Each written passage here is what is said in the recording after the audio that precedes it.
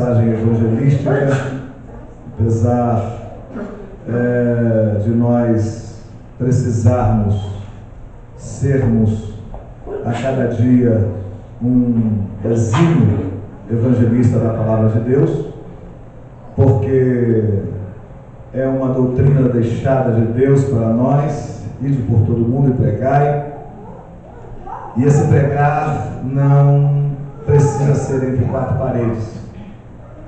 Porém, quando temos a oportunidade de pregar um tema como esse, evangelístico, dentro de quatro paredes, subentendemos que o pastor quer expandir, quer falar com as almas. Porém, eu não serei 100% aqui voltado para o tema, ou escravizado no tema que nos foi proposto, mas quero aproveitar parte dele e pedir aos irmãos que abram as vossas Bíblias no Evangelho segundo escreveu Mateus, onde está centrado o nosso tema desta noite, capítulo 4, verso por número 19. Eu quero aproveitar e estar apresentando a minha metade, que está atrás, a primeira dama, missionária Gisele, minha esposa, e a minha filha, a missionária Mirim Isabelle, cantora de Jesus. E nós louvamos, eu louvo a Deus por esta família que Deus tem me dado, e louvo a Deus pela sua família também, que hoje está sendo representada por vocês aqui. Então, o tema desta noite, Mateus, capítulo 4, verso 19, nós estaremos fazendo a leitura do versículo que assim está pautado como tema-chave, que diz, todos acharam? Amém? Amém? Podemos ler? Nos diz assim: disse-lhes, vinde a mim, e eu vos farei pescadores de homens. Tomai o assento. Glorificando, exaltando, dê uma olhadinha para o lado, vê se o irmão que está do seu lado, a irmã, se você já cumprimentou, diga que é muito bom tê-lo aqui esta noite, tê-la aqui esta noite juntamente com você. Agradeça a Deus pela vida dele. Glória a Deus. Louvamos a Deus, porque tenho certeza que Deus já tem falado através dos louvores. Chegamos um pouquinho atrasados porque nos perdemos, e eu estava ligando para o telefone do filho do pastor e o telefone não atendia. E eu falei, meu Deus, o que é que eu vou fazer? Eu não sei onde é. Perguntei a alguns varões ali, eles disseram, olha, tem para lá, tem para lá, tem para lá. E eu fiquei meio perdido, mas glória a Deus que chegamos aqui. Esse tema que nós lemos, irmãos, esse versículo, onde está pautado o tema, na realidade, é uma das passagens mais importantes da Bíblia.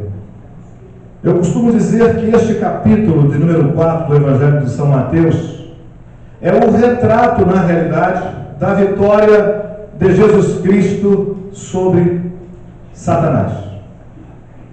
Se Jesus Cristo aqui tivesse falhado, se Jesus Cristo aqui tivesse cedido, na realidade, às tentações, o que seria de nós hoje?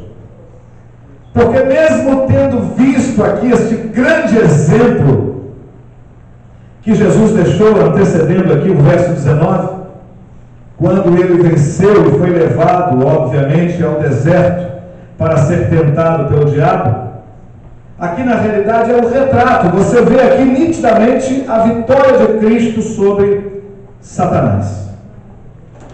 E hoje, nós que já lemos e tomamos conhecimentos dessa passagem, percebemos aqui a importância de nós resistirmos ao diabo. Porque a Bíblia diz que após fazermos isso, ele fugirá de nós. Então, veja bem, eu digo que é um retrato porque se Jesus aqui não houvesse tido vitória sobre essas tentações, provações, certamente nós também não teríamos sequer o mínimo de responsabilidade ou de esforço para vencer tantas provações que já temos vencido, que certamente estaremos vencendo. Porque as tentações e provações que sobrevêm às nossas vidas vêm com o único intuito de nos provar. Deus permite que sejamos provados para nos aprovar. O diabo não prova ninguém. O diabo, ele tenta com a intenção de derrubar, de destruir, exterminar, acabar, arrancar na realidade de dentro de nós, da nossa mente, do nosso coração, a consciência, ou, na realidade,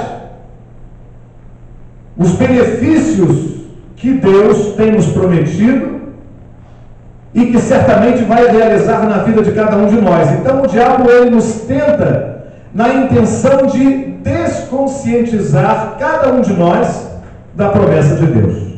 Tudo que ele quer é tirar a tua consciência, desconscientizar você daquilo que Deus lhe prometeu, seja material ou seja espiritual. E a Bíblia diz que ele foi levado ao deserto para ser tentado. E ali vocês conhecem bem a passagem, eu posso ganhar tempo, porque é muito conhecedor, é um assunto muito conhecido, melhor dizendo, porque ele foi tentado, foi levado ao alto pináculo e disse: tudo isso será seu se me adorares. E Jesus foi usando também da própria palavra para vencer a Satanás. E o interessante de tudo isso, irmãos, é que aqui na realidade foi o início, se vocês perceberam, aqui é o início da formação do ministério de Jesus Cristo.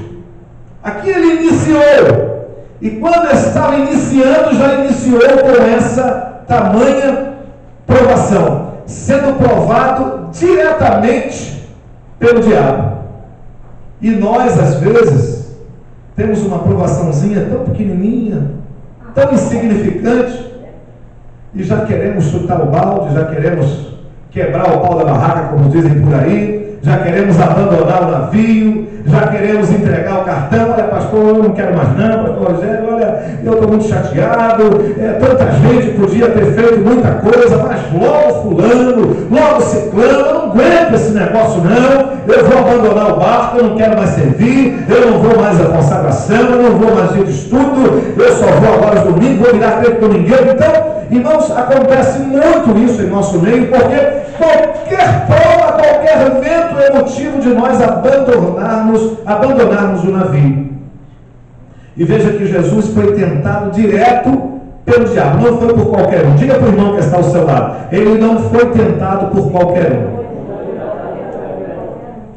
Ele foi tentado, irmãos, por alguém que conhecia de toda a fraqueza do homem, de toda a fraqueza de Deus, na realidade, como homem ali, porque a Bíblia diz que o verbo se fez carne. Então aqui na realidade, o que muitos de nós, quem é que quer ir para o deserto aí? Levanta a mão. Ninguém quer ir, irmãos. Ninguém quer ir. Mas a Bíblia está dizendo que Jesus foi levado ao deserto para ser tentado. Mas a Bíblia diz em Eclesiastes 3 que há um propósito embaixo do céu para tudo que Deus faz, não é isso? Tudo que Deus faz embaixo do sol há um propósito. Fala para o irmão que está ao seu lado: tudo que acontece embaixo do sol, há um propósito de Deus nisso. Então eu entendo que nada acontece por um acaso. Você deu um tropeção, algum motivo tem de você ter tropeçado. Por que Deus permitiu que você tropeçasse? Talvez esses segundos que você se atrasou seja um livramento de uma travessia de uma rua que Deus preparou e você não viu.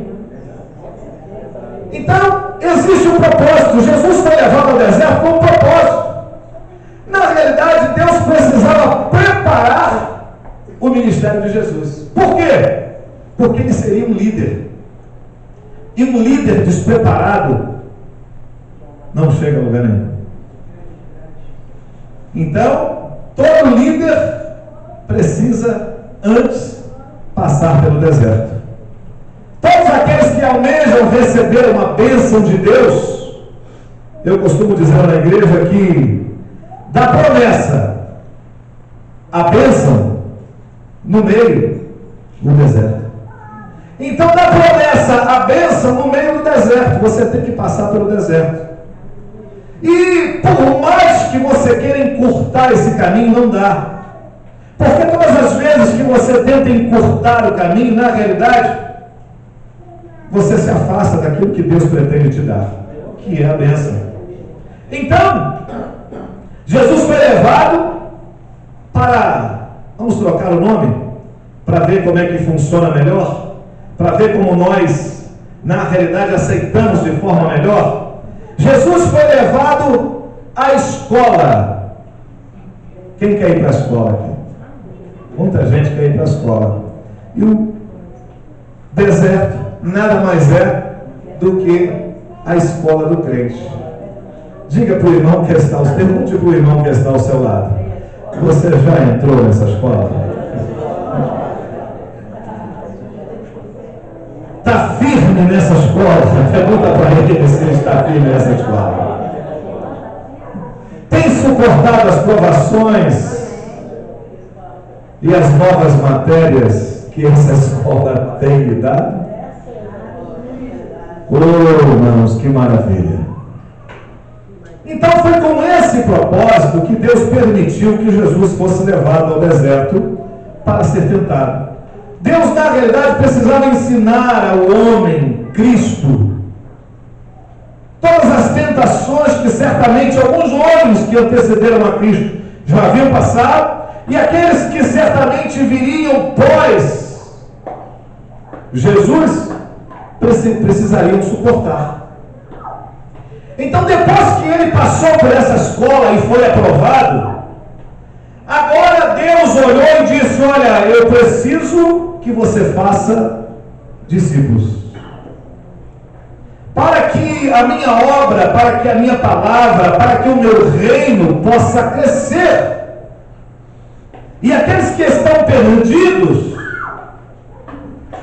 possam também ser conquistados, possam ser evangelizados e possam estar ao nosso lado, porque eu tenho um ministério curto a fazer. Eu serei crucificado, morto, e ao terceiro dia vou ressuscitar, mas não deixarei ninguém órfão. Mas eu preciso, na realidade, deixar um grande exemplo a todos vocês que serão discípulos meus. E não dá para fazer discípulo não sendo reprovado no deserto.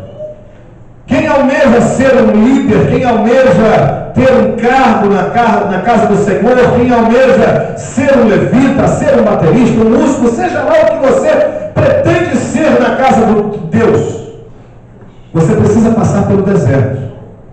Você precisa aprender a ser provado e ser aprovado por Deus para fazer discípulos. Olha quantos discípulos tem aqui do pastor. Eu tenho alguns discípulos onde Deus me colocou. Vemos inúmeros discípulos que o pastor tem, mas que porventura possa não estar aqui, mas segue na realidade aquilo que ele um dia pregou, ouviu ele falar. Então você é fazedor de discípulo. Nós somos fazedores de discípulos. E tudo que Jesus precisava era ter a certeza de que eles olhariam para ele e se espelhariam nele. Será que alguém pode se espelhar em você? Será que alguém pode olhar para você e dizer: olha, fulano tem um bom testemunho, pode se espelhar? O apóstolo Paulo disse: olha, sede meus imitadores, sede meus discípulos, façam o que eu faço, assim como eu faço de Cristo Jesus. Sede meus imitadores, assim como eu sou de Cristo Jesus. Fazer discípulo é isso, é você entrar nessa escola, entrar nesse deserto, ser aprovado por Cristo para dar continuidade àquilo que Deus um dia delegou a você para estar fazendo. E foi baseado, irmãos, igreja do Senhor, nesta pequena introdução, foi baseado na realidade, nesta grande verdade, nesses fatos de Jesus ter entrado ali naquele deserto, ter sido aprovado naquele deserto, e ter partido na realidade para fazer a grande formação de discípulos e posteriormente apóstolos, que foram aqueles que andaram com Jesus. É que eu quero trazer o tema que Deus colocou no meu coração essa noite e rapidamente passar para vocês o tema que Deus colocou no meu coração, que é 5 coisas que um pescador precisa conhecer. Porque o tema é: vinde após mim e eu vos farei pescadores de homens.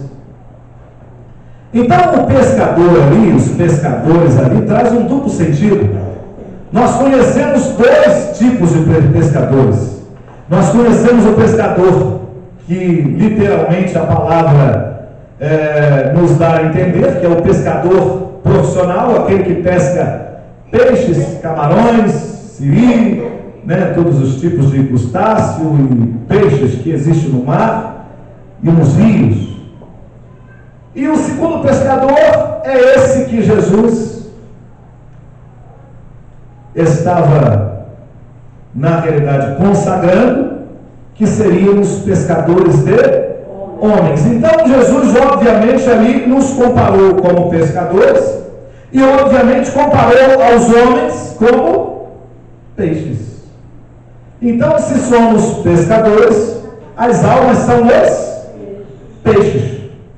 E o que um pescador precisa saber, irmãos?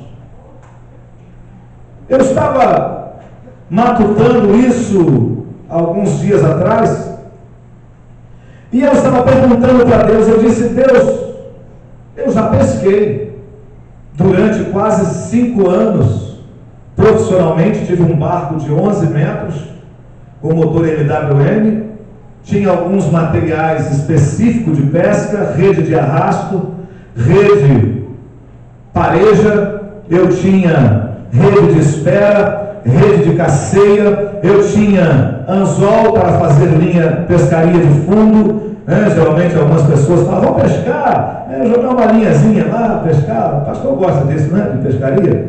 Então, eu tive o privilégio, por Deus, de pescar profissionalmente. E eu falei: Deus, o que um pescador precisa saber? Aí Deus falou comigo, falou: a primeira coisa que uma pessoa que queira pescar, que goste de pescar e deseje, na realidade, ser verdadeiramente um pescador, ele precisa conhecer os ventos.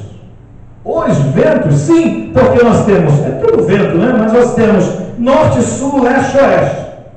Aí, dentre esses 4, nós temos noroeste, nordeste, sudoeste e suoeste. Então eu preciso conhecer esses 6 tipos de ventos que sopram, porque cada vento, irmãos, ele traz um tipo de pescaria diferenciada. Eu preciso conhecer de vento, porque vento para pescador e vento para crente, que também somos chamados de pescador, é o mesmo que o quê? Prova, não é? Tem gente que diz: irmãos, eu estou num vento que só Deus para ter misericórdia. Não é assim que falamos? Então, nós precisamos conhecer de vento. Nós precisamos, na realidade, conhecer de provas. Só conhece de prova quem já passou pela escola, quem já passou pelo deserto. Quem nunca esteve no deserto não sabe o que é prova. Aí qualquer brisa que sopre, acabou. Já é suficiente para o cabra meter o pé da igreja. Sabe por quê? Porque não aguenta a prova, não aguenta o vento. Então eu entendo, irmãos, que para eu ser um exímio pescador, seja de almas, ou seja, de fato, de peixe, Eu preciso conhecer, porque pescador que não conhece vento não pode pescar. Diga para o irmão que está ao seu lado: se você não conhece vento, você não pode pescar.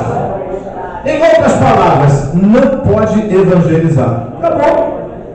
A Bíblia diz que aquele que ganha a alma, sábio é. E todos aqueles que ganham alma, na realidade, ganham o que mais? Nós que somos evangelistas, ganhamos almas para Cristo. O que é que nós temos garantido nos céus?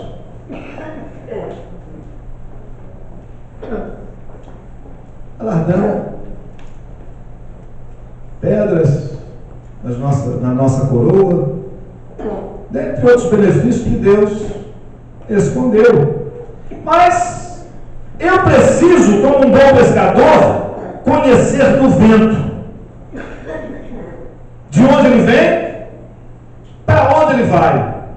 O vento norte, por exemplo, ele sopra da terra para o mar. E ele traz o vento quente. Esse vento quente esquenta a água e é bom para a pesca. Você quer ver uma coisa? É igualzinho, irmãos. Começou a chover, começou a ventar, começou a soprar o vento sul. O pescador já não quer sair mais. Por quê? Porque faz frio, dá pouco peixe e certamente vai lucrar pouco. Mas aqui é diferente. Faça vento norte, faça vento sul, faça sol ou faça chuva. Diga para o irmão que está ao seu lado: a ordem é ir, a ordem é pregar. Se você é pescador de Deus, pescador de alma, não importa o vento que esteja soprando, a sua obrigação, a minha obrigação é de ir ao encontro às almas perdidas. E quanto mais peixe, quanto mais almas, melhor é para a igreja, melhor é para Deus, porque uma alma ganha para Deus. A Bíblia diz que há o que nos céus? Uma grande festa. Então você precisa conhecer de vento. Por quê? Porque alguns ventos trazem bênção, trazem peixes, e outros trazem problemas, dificuldade. É claro, irmãos, que se eu conhecer de vento e estiver no mar pescando, o mar, obviamente, todos nós sabemos, representa o mundo. E quando estamos em determinados lugares no mar pescando, quem é pescador, quem tem o hábito de pescar sabe disso.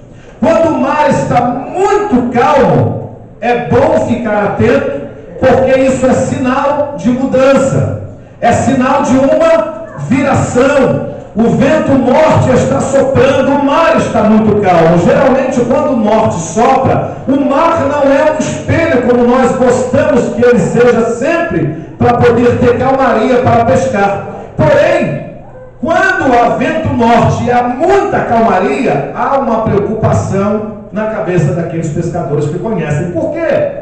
Porque, obviamente, irmãos, esse vento, ele vai torcer devagarinho, a água vai ficar como se ela estivesse fervendo, assim, borbulhando, como se alguém tivesse acendido uma panela lá embaixo e a água começou a ferver. Isso é sinal de viração.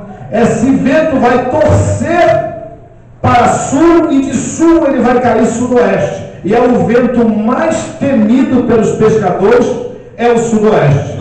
É um dos ventos mais fortes, é um vento que vem lá de São Paulo, é um vento que traz tempestade, é um vento que traz ondas grandes, e é um vento que espanta, na realidade, a maioria de alguns peixes que pegamos com muita facilidade, que é a curvina, que é a tainha, que é o parati, que são aqueles peixes mais comuns que eu e você queremos pegar. Sabe quais são esses peixes? São os seus parentes, são os seus vizinhos, são os seus amigos, os colegas de trabalho. Então, quando começa a ventar sul, começa a fazer frio, essas pessoas, obviamente, irmãos, saem da rua. Elas saem da rua. Então, o que nós precisamos fazer? armar o que? Uma estratégia. O que nós não podemos é ficar sem pescar. O que a igreja não pode deixar de fazer é pescar. Porque é uma obrigação, e é desse jeito que a casa de Deus, a obra de Deus, vai crescer. Então a igreja que não elabora, a igreja que não projeta, na realidade, um evangelismo em massa,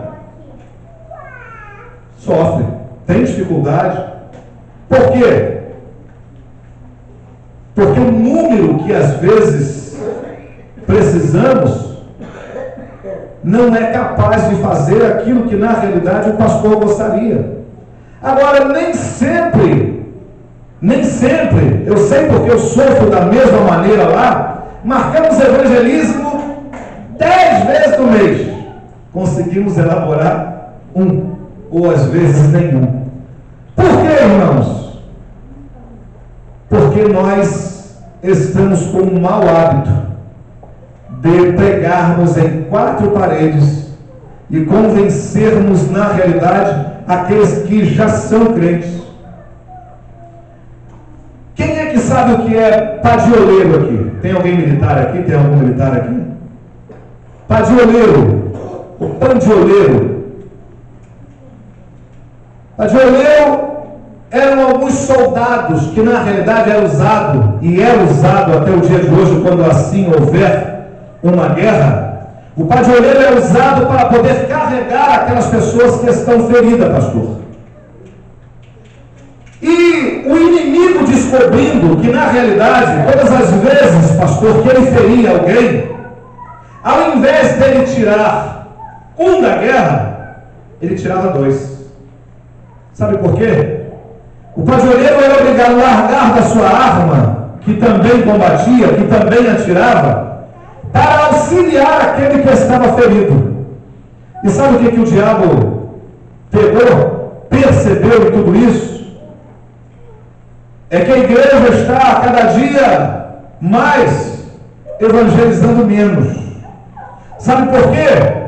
Porque o diabo não quer mais matar crente. O diabo não quer, pastor, na realidade, fazer com que algumas pessoas se desviem do dia para a noite e a igreja perca total controle sobre ele. O diabo, na realidade, hoje está simplesmente ferindo as pessoas. Aí o pastor, na realidade, tem que designar alguém para poder tratar daquele crente que está ferido. E ao invés de ele tirar um da igreja, ele tira 2. Porque às vezes em dia de culto acontece conosco lá. Nós precisamos designar alguém